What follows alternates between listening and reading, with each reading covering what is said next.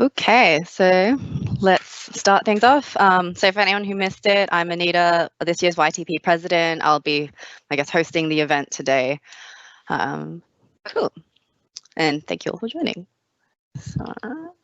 So just to start with, just going through the agenda for today. So we'll just take a little bit of time at the beginning to welcome everyone, and also tell you a bit about YTP for any new members. Then we'll introduce the presenters and hand over. There will be 10 minutes at the end for audience Q&A. There should be a button at the top right of the screen that has 2 speech bubbles, one with a question mark in it, and that's where you can submit your questions. Feel free to submit them throughout the presentation and just add who you're directing your question to so we know, who it's meant for when we get to the end. To start off with, YTP and Downer would like to acknowledge the traditional owners of the land upon which this event is taking place and pay our respects to any elders past, present and emerging. Okay, so about YTP. So we're an industry networking group for young professionals working in or interested in the transport industry. Our mission is to connect the next generation of transport leaders by promoting all facets of the transport industry, which we do mainly via running events such as these, or also social events such as the coffee catch-ups and our annual Barefoot Bowls. And we also do a couple of publications. So some of you may have seen our inaugural newsletter that came out about a week or 2 ago. And if you haven't, you should head to our website and check it out. As you can see on the screen, we've now got over 1,000 members from over 170 companies from over 15 different disciplines. So we've got quite a diverse group here, which is pretty cool. We couldn't do any of this without the support of our industry partners. So a big thanks to the Victorian Department of Transport and AJM joint venture for all of their support this year. For anyone who wants to find out a bit more about YTP, we've got our contact details at the end of the presentation. So you can, get in contact with us or just head to our website or social media pages to find out a bit more by yourself. Okay. So on to our speakers. Today we've got Kevin Tan and Kaylyn Chandran, from Downer. Kevin is the Maintenance Strategy Manager for Rollingstock Services team within Downer Group. He's previously worked in a mining company in Western Australia, looking after their fleet of locomotives and ore cars. He has over 10 years of experience in rolling stock maintenance and now manages several projects involving optimization of maintenance strategy on the Sydney passenger trains. Kevin has a bachelor's degree in mechanical engineering and a master's degree in maintenance and reliability engineering. Kaylyn is a maintenance strategy engineer at Downer, also working on optimization projects in the rail industry. She's completed a graduate program with Downer with rotations in both technical and commercial aspects of the industry. Prior to that, she worked for a consultancy firm focusing on process optimization in the oil and gas industry. Kaylyn graduated from the University of Manchester with a master's degree in chemical engineering.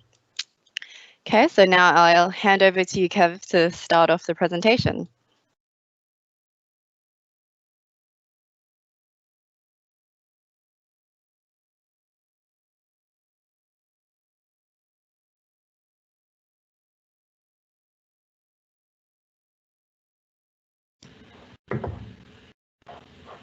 All right, can you guys hear me all right?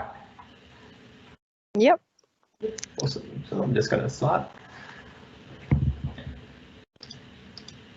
Cool, all right, good afternoon all. My name is Kevin and I'm here with Kaylyn today to provide some insights as to how we go about with adopting maintenance best practices and conducting optimization on our maintenance strategy in order to improve availability and drive costs down. Before we go into the presentation, I would just like to quickly touch on what we do in the Downer business. Downer is an integrated services company that designs, builds and manage assets, infrastructure and facilities. We employ approximately 50,000 people across more than 300 sites, and that's primarily in Australia and New Zealand. We have operations in many different divisions, including road services, facilities, oil and gas, renewable energy, and of course, rolling stock services, which we belong to. Now, within the Rollingstock Services Division, we have footprints across multiple states within Australia. Currently, we have several long-term contracts, including the maintenance of the Millennium and Waratah Series 1 and 2 trains in Sydney, maintenance of the A and B class trains in Perth, together with Bombardier, or Alstom now, and the operation and maintenance of Yarra trams in Melbourne, Gold Coast Light Rail in Queensland, and Newcastle Light Rail in New South Wales as part of the Keolis Downer joint venture. We're also currently working on delivering the high-capacity metro trains in Victoria, and have recently won the operation and maintenance of the South Australia trains as part of the Keolis Downer joint venture as well. So as you can see, we maintain a lot of different rolling stocks.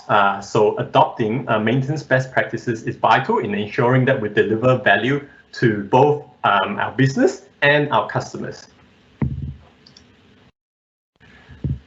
So going to the presentation, with the maintenance of any assets, there's always going to be an associated cost that comes with it. Now, many do not realize that this cost is one of the largest portion that contributes to the overall life cycle costing. And according to studies conducted, for many rail operators, it accounts for approximately 30% of the total life cycle cost.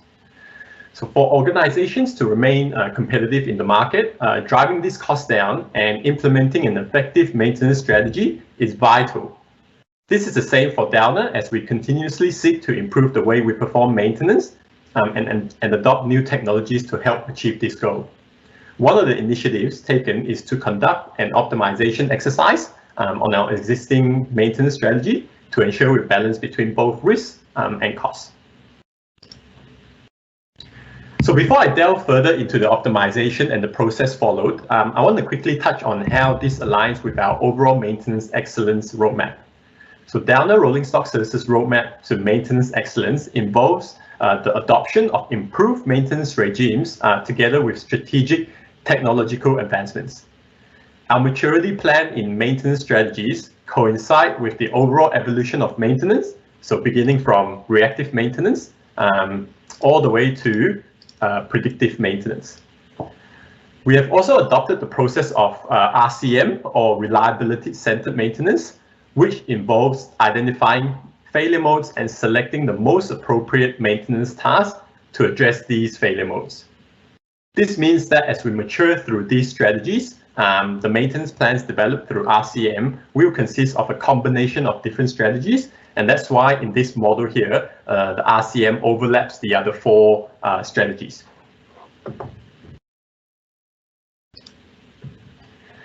So along with maturing in the maintenance strategy space, we have also laid down a roadmap in the technology strategy space as well. So this roadmap is very important and has an immense impact on where we are in the maturity stage for maintenance strategy. With the introduction of condition-based maintenance, data is required to enable the necessary analysis to be performed. Not just any data, but the data that targets the specific failures needs to be determined. Now, at the same time, to mature in the predictive maintenance space, we need to employ further advanced algorithms to provide insights to the data and enable confident predictions. That's the reason why we've placed such a high priority in advancing in data analytics. Our next area of work that will bring us a step change in our maintenance model is the introduction of optimization, where we would incorporate the maintenance data collected and new capabilities from data analytics, and this is the subject of today's presentation. Lastly, as technology continues to evolve, we will begin exploring the use of robots within our maintenance regime, whether that is to replace manual laborious tasks or automate some of the component change-ups, and we will touch on this in the next session.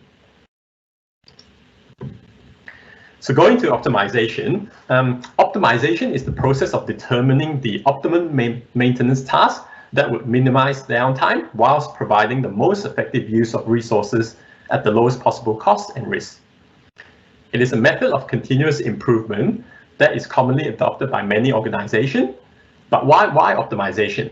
So quite often the maintenance plans that are derived from the OEMs are based on their experience and an assumed operating condition. Now, as we put these assets into service, The environment they operate in can constantly change, and as such, the maintenance plans needs to continuously evolve to account for these changes. At the same time, technology is advancing at a rapid rate, so there are always new methods that can be adopted to improve the effectiveness and efficiency of maintenance.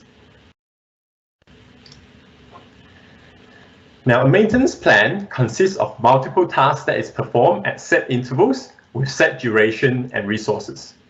These tasks can generally be broken down into two different types. So your first type is your routine inspection, test or replacement. For example, inspection of your wheels for wear or functional tests of your brakes, and maybe planned replacement of filters. The other type or the other group is your heavy maintenance activities, such as your bogie overhaul or brakes overhaul or traction overhaul, where it involves a larger portion of maintenance activities, including a lot of replacements, lots of potential repairs, and so on. Now, depending on what type of task it is, there'll be a different optimization approach that should be taken. So in the next couple of slides, I'll touch on the approach for optimizing the first group, whereas Kaylyn will discuss the overhaul optimization. So the optimization approach taken for the first group of tasks, which are your inspections, tests, and some of the planned replacement, is an adaptation of the RCM process, and it involves 6 steps. So first step is to collate all the tasks and activities that is being performed as part of your planned maintenance. Now, one thing to remember is that you need to ensure that it is specific enough so that you can derive the failure modes that it's trying to address, which will help in the next step. I'll be using an example from our current maintenance plan, which is shown on the right side, and that's the table here. And in this case, I'll be using one of the tasks, which is the crew cab steps inspection, which is currently conducted every 45 days. And it involves ensuring that the step treads is securely attached and sufficient anti-slip is covering the surface. Now, once you have collated all the tasks, the next step, as I've mentioned before, is then to determine the failure modes that these tasks are trying to address. In the case of the crew cab step inspection, the failure modes that it's trying to address is missing fasteners that could result in anti-slip threads coming loose or going missing. Hence the reason why we ensure that as part of the procedure that the threads are securely attached to the steps, and as well as looking at whether or not there's any worn surfaces on the threads itself. And as you can see on the task instruction, that's what it calls out for as well. Now, the third step is then to begin reviewing the maintenance data that you've collected on the failures captured in service and during maintenance to enable the determination of the frequency or failure rates of the failure modes. This is usually in the form of a work order review or spare usage review. So in the case of the crew cab step inspection, as you can see in the tables on the right side, there's multiple worn step threads that has been reported, and you can see there's been multiple step threads that's been reported to be replaced as part of the spare usages in the table below. Now, this suggests that the task is appropriate in capturing the correct failure mode. However, one thing to remember is that it is possible that during this particular step, where you're reviewing the maintenance data, that you might come across failure modes that hasn't been captured as part of the task. For example, again, in the case of the crew cab step inspection, you might find some steps that may be cracking or rusting, and could potentially require additional tasks to control these failure modes. Now, depending on the frequency of these failures, it will dictate whether or not we do need to implement control. So let's just say, for example, if it's only happening once or twice, then we might deem it as a once-off event, and we would not need to put too much focus on it. So capturing the more dominant failure modes is what we're trying to perform in this step, and those that are critically important as well from a safety perspective. Now, during this step, it is also good practice to separate the work orders to those that were reported during operation, so whilst the asset or the train is in service, and those that were reported during maintenance. Now, I'll explain a little bit more as to why that's the case in the later steps. Given this step is more of what they call a desktop data review, where we're really going through spreadsheets of data captured from your maintenance management system, and spare usages, and all of these are usually conducted on your computer. It is also important to ensure that you cross-check these analysis with the operators and maintainers to verify whether it is aligned with their observation. These people have a wealth of knowledge because obviously they're the ones that are physically maintaining or operating the equipment. So they can quite often provide more insights to the data that is available. Now, the fourth step it involves capturing or determining the effects and consequence of the failure modes that you've just identified. So you can basically categorize them into sort of 4 areas. So like the failure consequence could be a hidden failure and has safety and environmental impact, or hidden failure and has operational impact, or it might be an evident or safety environmental impact, and lastly, the evident or operational impact. Now, a key concept to the RCM is that whilst a maintenance program is aimed at eliminating or minimizing the occurrence of failures, the primary objective should be to avoid or minimize the consequence of failures. And the reason for this is because you might be spending a lot of time and effort in preventing a failure that actually have little impact or consequence to the safety or availability of the trains. By capturing the failure consequence, you can then focus your attention on maintenance activities that will have the most effect on the performance of your organization and divert energy away from those that have little effects. For example, a worn step tread on the crew cab step has an evident and safety consequence, as the failure mode is visually detectable, hence it's evident, and it's safety related because it could potentially cause the crew to slip or hurt him or herself. So it's crucial that we address this failure. However, let's just say there might be a failure mode on a handrail, okay, and it's only just a paint chipping. So this failure mode is visually detectable, so it's evident and doesn't really have much safety or operational impact. So the failure doesn't really need to be prioritized from a maintenance perspective.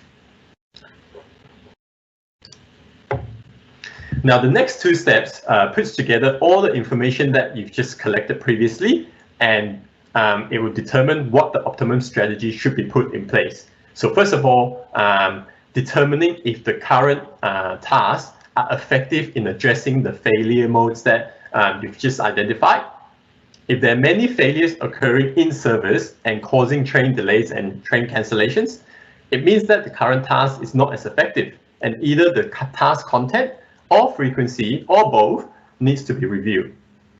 This is the reason why in the previous step I've mentioned the importance of separating between the failures in service and failures from maintenance. On the other hand, if you've identified that the number of in-service failures or failures captured during maintenance is very minimal, then potentially the task might not be value-adding because we're not seeing any failures at all.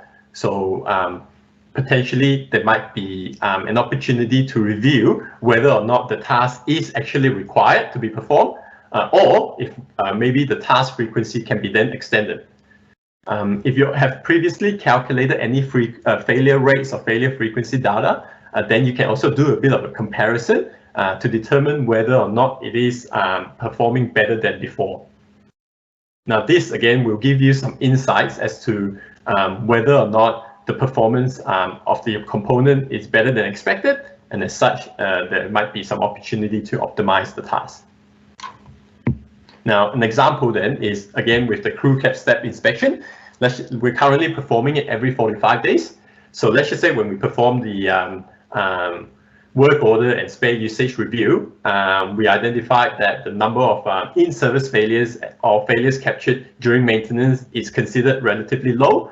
Then, given this is an easily detectable failure, then there might be some opportunity to perhaps extend the interval to maybe 90 days instead of 45 days, and then we'll monitor the change to determine whether that change is effective. Now, at the same time, part of this step is to determine whether or not there are more appropriate tasks available that would address the same failure mode. With the rapid advancement in technology and data analytics capabilities, there are now a lot more cost-effective methods of detecting failure modes and addressing them accordingly. So, for example, again, with the crew cap steps, we're visually looking at the step threads to identify whether or not it's successively worn or it's missing. But now there are actually technology out there where there's cameras that is installed in your depot or in the wayside in the network, such that they can pick up whether or not those step threads are actually missing or excessively worn. So then we will be able to utilize those technology and replace the physical inspection, so that then we don't have to do it physically. Now, I'll touch on a little bit more from the technology space in the next presentation. So the last step here then is to review your task interval or frequency. And these can actually be quite tricky because there are actually two approaches that can be taken. One which is more qualitative, and another is more of a quantitative approach. I've just described the qualitative approach, which is where it is more risk-based, and it's a combination of identifying the failure modes, the failure frequency, the failure rates, failure effects, and task effectiveness. So quantitative approach involves utilizing statistical analysis to simulate failure probabilities, and usually require very detailed data and information that is not readily available. And as such, it's actually a lot more common for many organizations to adopt the qualitative approach.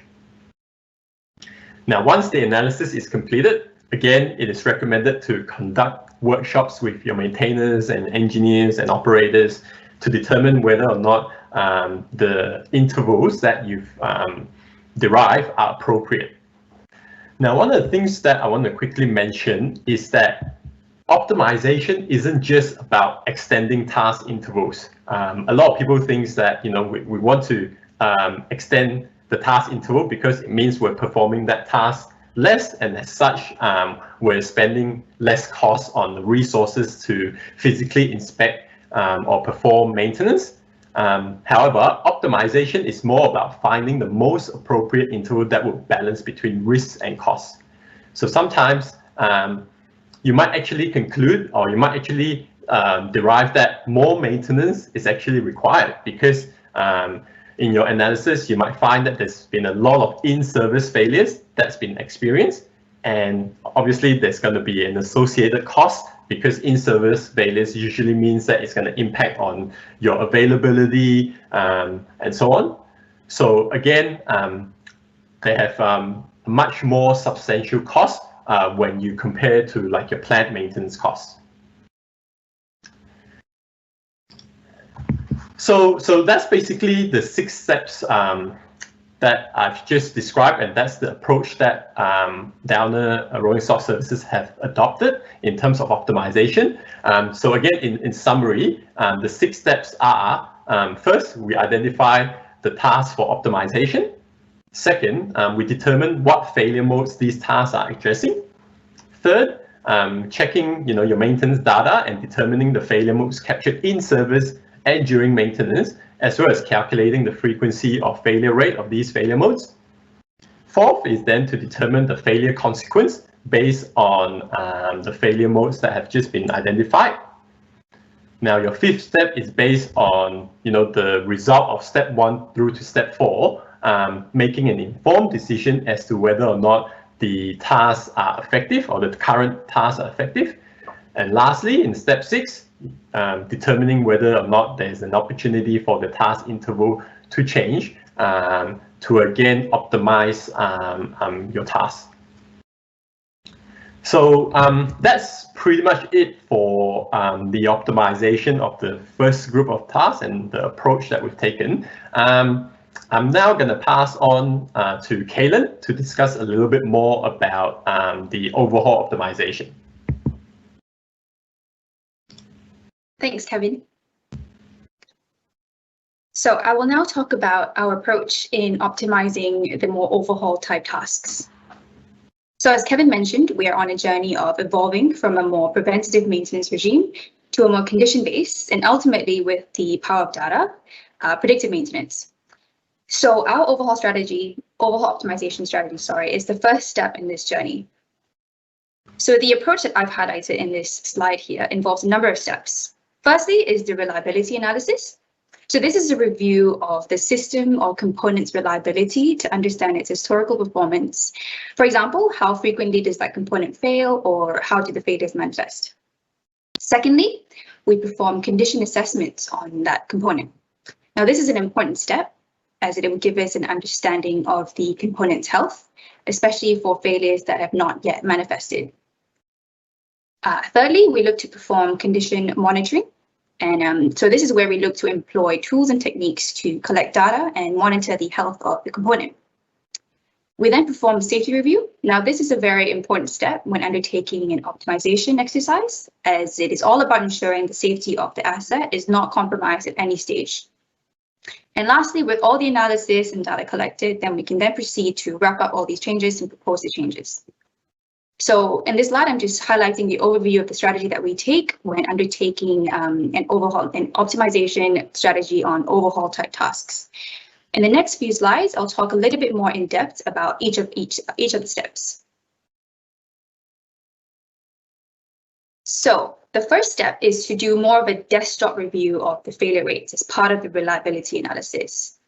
I'll use a particular component of the train access system as a case study to talk you through the steps of this process. So in this instance, I'm looking at the intercar door gear motors. So on the right, I have a screenshot of the access system from ICA. And with this, we first identify the relevant failure modes and failure rates associated with the component in question, which in this case is the intercar door gear motor. So once we've identified the relevant failure modes and failure rates, we can now look to understand what the operational failure rates look like for this component. So to do this, we review the spares usages as well as failure data collected from work orders to determine the frequency of failure modes. Now, it's crucial that this review is quite extensive and exhaustive so that we are capturing the most relevant failure modes, so that when we then compare the design failure rates versus the operational rates, we are ensuring that the comparison is accurate. It's also important at this stage to constantly get feedback from operators and maintainers to verify that our desktop review aligns with their observation and experience with the system. They can provide a lot of insights that we can't always glean from reading work orders. So once we've done all that, we can then compare the performance of the component in question against its design specifications. So if you look at the chart on the right there, this is the outcome of the comparison of failure rates for the intercar door gear motor.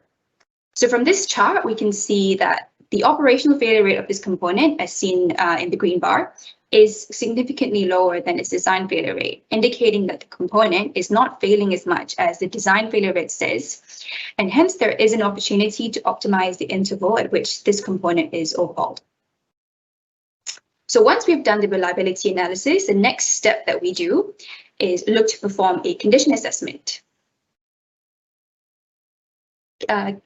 Next slide, thank you. So this is an important step in the optimization process, as it gives us insights into the actual component health where a desktop review may not be able to provide, especially in the case where some failures may not have manifested yet. Furthermore, a condition assessment will also enable us to project the remaining useful life of a component and determine if there's any room for improvement. So for example, back to the intercardo gear motor, when we performed a condition assessment on this component, we found that the gear motors only exhibit 10% deterioration, meaning to say that it has roughly 90% projected remaining life. Hence, the gear motor overhaul interval could potentially be extended beyond its current stipulated interval. So the next step is to look at whether we can employ some condition monitoring tools. We have a wealth of data coming out of our components, and by employing condition monitoring tools and techniques together with data analysis, we can get some real-time insights into the component performance and health. So to this end, we are using a tool that we developed in-house called TrainDNA, which is a data analytics platform powered by data across the fleet that allows for a holistic view of the asset from multiple angles. So this tool is a big element in our technology strategy roadmap that Kevin highlighted at the start of this presentation. So within TrainDNA, we've developed several dashboards and reports to allow us to monitor the health of several components. So for example, I've got a screenshot on the right here of a report that we developed in-house that is monitoring the health of our door control units on the Waratah fleet.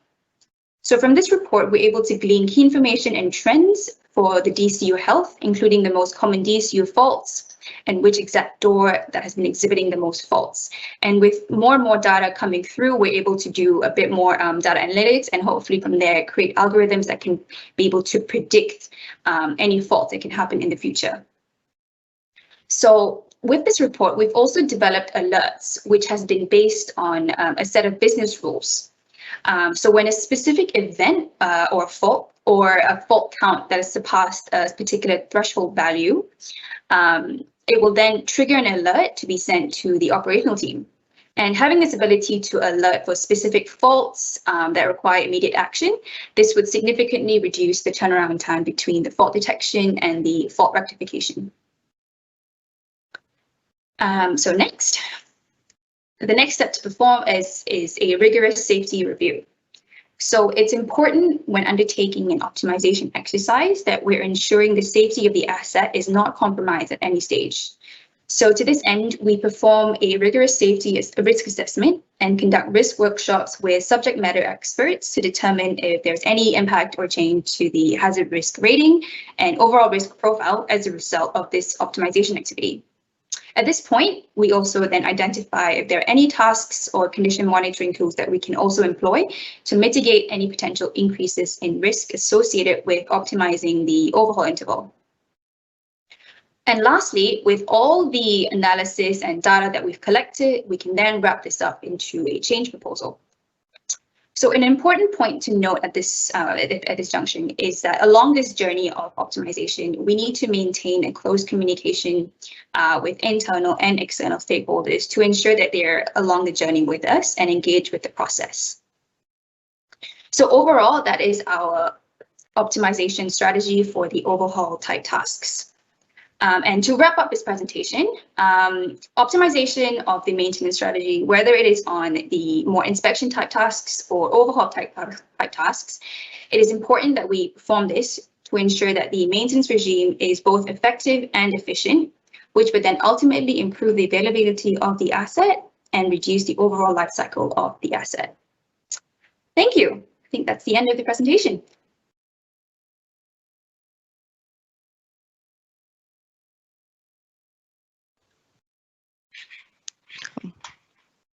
Thank you, Kaylyn and Kev, for the insightful presentation. Sorry, I'm just moving things over. So now we've moved on to the question portion of the afternoon. So first question we've got from Louise. I think this is for you, Kev, because it came during your part of the presentation. So what is industry best practice for depot occupancy or depot availability in percentage terms? For example, would a maintenance facility typically operate at 80% utilization to account for inefficiencies linked to rolling stock movements in and out of depots or availability of labour to perform the works? That's a very good question. I'm probably not too familiar with the depot occupancy to be able to provide you an answer on that. However, I do know that in terms of maintenance, we do account for additional hours, or we do put into additional hours to account for any unplanned sort of type of maintenance, which could potentially result in having the train within the depot a bit longer, and hence could affect availability.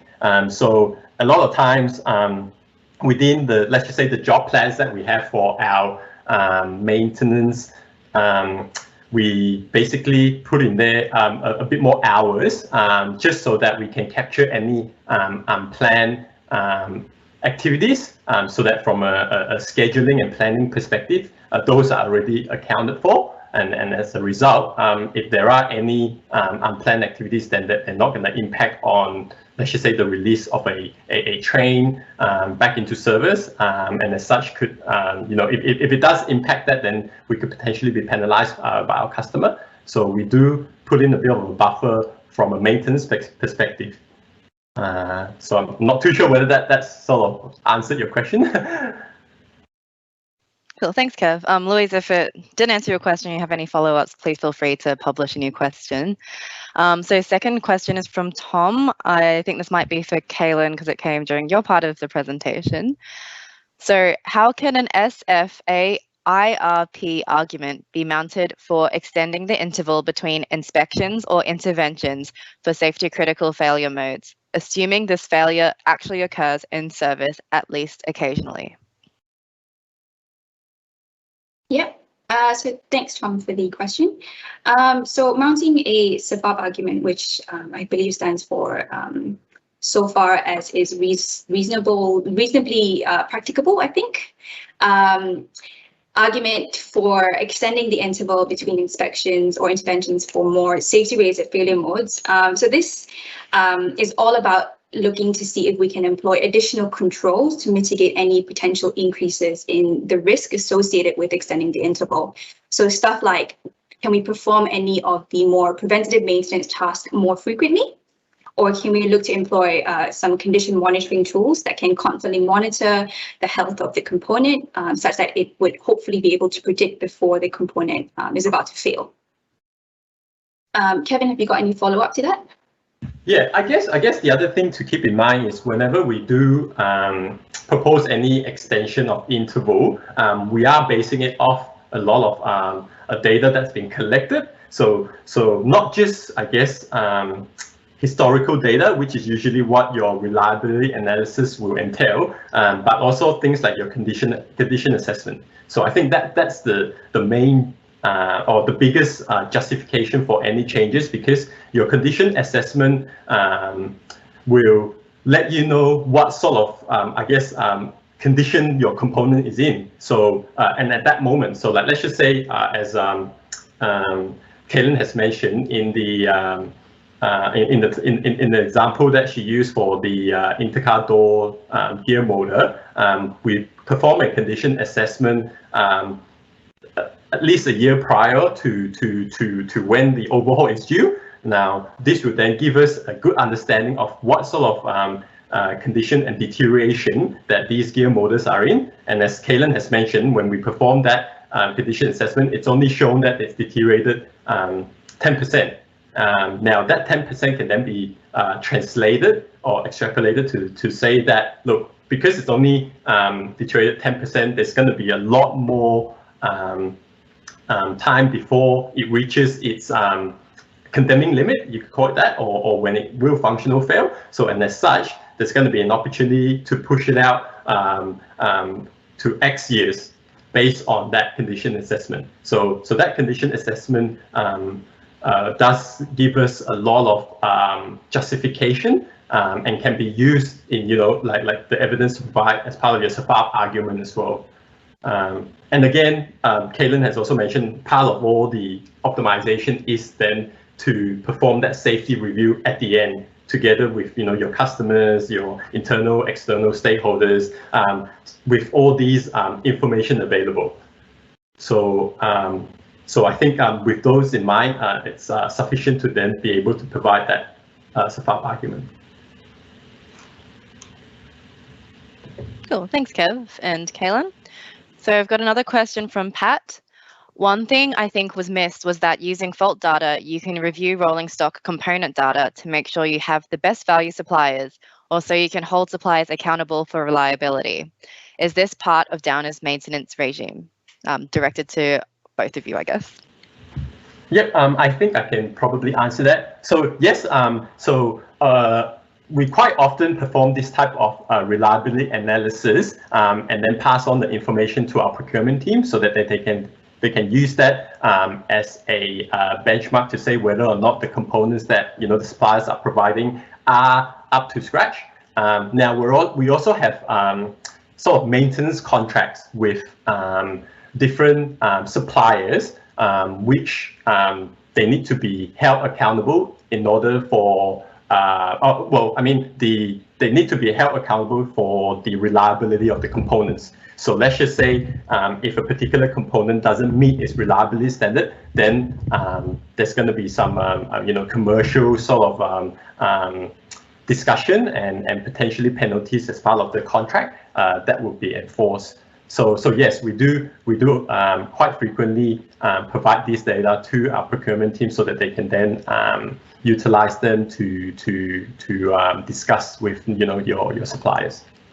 Kaylyn, do you have anything to add to that? No, I think you covered it. Cool. Thanks, Kev. So those are all the questions we've got in so far. We still have about 15 minutes left. So I guess I'll just ask a question. I hope I can articulate it well, just going off my head. So for context, I used to work in data analytics at Siemens, and one challenge, I guess, was our team was mainly built up of data scientists, and we didn't necessarily have the domain knowledge. So you spoke a lot about having to go to like the maintainers, etc., to ensure that your analysis was correct. Can you just speak a bit more about that? Were there any difficulties picking that up, or did you sort of upskill people already in the maintenance team to have those data analytics skills?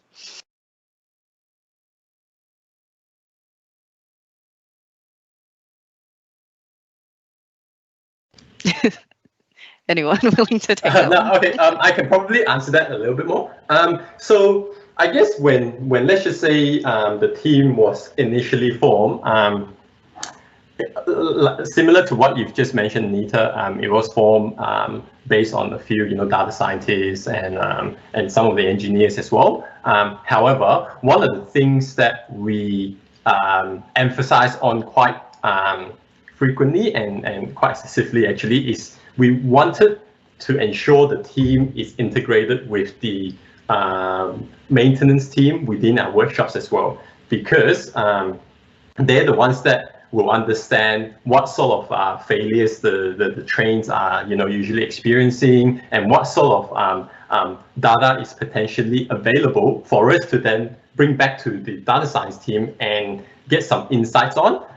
So for example, within the Auburn maintenance facility, which is where we maintain our Waratah and Millennium trains, we have a group of fleet engineers that basically continuously monitor the condition of our trains. Now, a lot of times, the tools that they have will only provide them information that will enable them to react to a failure and prevent the consequence from happening too excessively. Now, these are the people that are part of the maintenance operations team that we constantly liaise with, because we wanted them to provide us with basically the business rules for any data that we currently have, as well as any sort of like new case reports that we could potentially produce from the data that we have available. So our relationship with the workshop and the maintenance team is very good. We constantly liaise with them, and they're the ones that usually initiate any of the new sort of reports or new rules that they want us to investigate or explore, so that it can make their life easier, basically. Because that's what we want to achieve utilizing the platform, right? We want to be able to utilize current data to then inform us whether there's going to be an impending failure, so that then they can react to it and prevent that from happening. So does that sort of answer your question, Anita? Kind of. It just, I guess it kind of sounds like you just made sure there was that regular communication and real emphasis on the benefit that they were going to get. Just how it worked out. Just good to hear. All right. So we've just had another question. It's anonymous, so I can't say who it's from, but it's for you, Kaylyn. So, is the use of AI and machine learning currently integrated into trained DNA? Yes. So for a number of the reports that we have on trained DNA, we have a team of data scientists working on it that have tried to incorporate the use of AI and machine learning to ingest all the data that's coming in to form some sort of smart algorithms to be able to predict when a certain fault's about to occur or predict trends of the faults. So yes, we do use we do integrate AI and machine learning into our reports. Cool. Thanks, Kaylyn. So I think there's been one more question from Tom again. So is trained DNA planned to be rolled out across all of Downer's ventures, or will this only form part of specific/new operations? What further work is required to make it sufficiently flexible for wide application across different rail environments? Yep, I think I can probably answer that. So I guess, yes, that is part of the plan, but the main issue at the moment is then to provide the confidence to the different, let's just say, operations or divisions that the information coming out from trained DNA is valid and is valuable. So at the moment, I guess we're using trains as the, I guess you'd call it the guinea pig to perform this analysis, because trains have a lot of data that is currently coming out. I think our Waratah train has about 30,000 signals that we monitor. But then the main challenge is then to provide that confidence to the people that are using trained DNA that the output is valid. And so again, like I mentioned, we're constantly doing checks with the results that the trained DNA produce to verify whether or not the output of the reports we produce aligns with the observation that the maintenance team sees. Like, for example, with the door report that Kaylyn has mentioned, what we usually do is whenever there's an alert, then we create a work order to check for that particular system, and then we will feed that result of the physical check back to our data science team to ensure that there's that feedback loop, and then the report can then basically learn to adapt and capture the faults more accurately. So yeah, at the moment, I guess it's just that piece of work which is I think missing. We need to perform more verification to ensure that the reports and the business rules and algorithm that we've produced are actually valid when it comes to detecting faults, and not just false positive. Because we have had a lot of reports as well that is giving us a lot of false positive, and as such, it's non-value adding, right? Because if we keep seeing alerts on the screen, but there's actually nothing wrong with the trains, people will start losing the confidence on the platform. So that's one of the key things that we're trying to address. Cool, thanks, Kevin. Did you have anything to add to that, Kaylyn?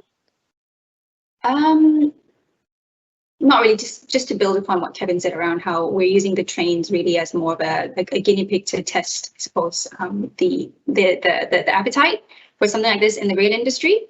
But already we've seen some success from our reports that we've developed. For example, we've got a report that we've developed that will trigger an alert for whenever there's an obstruction on the water doors. Now, there's a lot of false positives that come up from that sort of fault that Kevin mentioned. For instance, when a passenger physically obstructs the door. So that's considered a false positive. It's due to physical obstruction of the door rather than the actual mechanisms of the door being faulty.